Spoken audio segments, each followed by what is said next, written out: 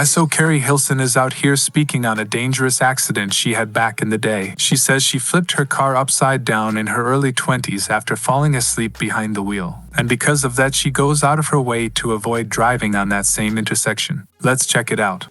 Do you ever avoid a street when you're driving because you remember something that happened on that street?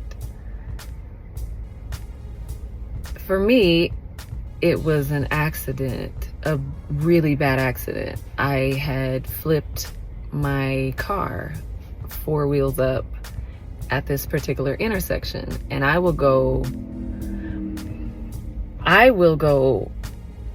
for sure out of my way to avoid that trauma point, to avoid that memory.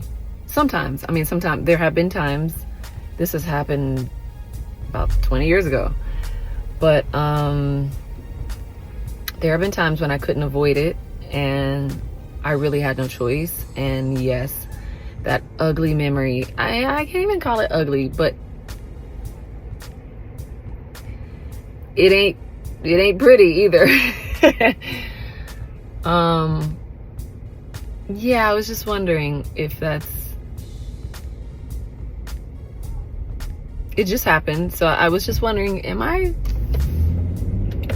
avoiding, is that healthy? I'm not sure. Normally I'm a face it, embrace it type of person. But on that particular event, I just prefer to move on in life, not pretending it didn't happen, because it taught me an important lesson. What it did teach me was that it taught me a lesson that I think most of us need in like business, our work. It's about the quality of time that you spend doing something over the quantity of time you spend doing something. It's not about how much you're doing, it's about the quality of what you do. And that was the lesson that I got almost immediately. Like as I was sitting in that hospital, being treated, being checked, that was the overarching theme. I don't know, but even just talking about it is making me sad. So I'm gonna stop now, but I was just wondering if that is,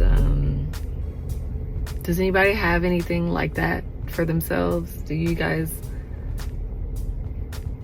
there something you do or don't do because of something that has happened? You have stayed with me to this point of the video. Consider subscribing, hit the like button, and leave a comment below. Thank you for watching, and I will see you in the next video.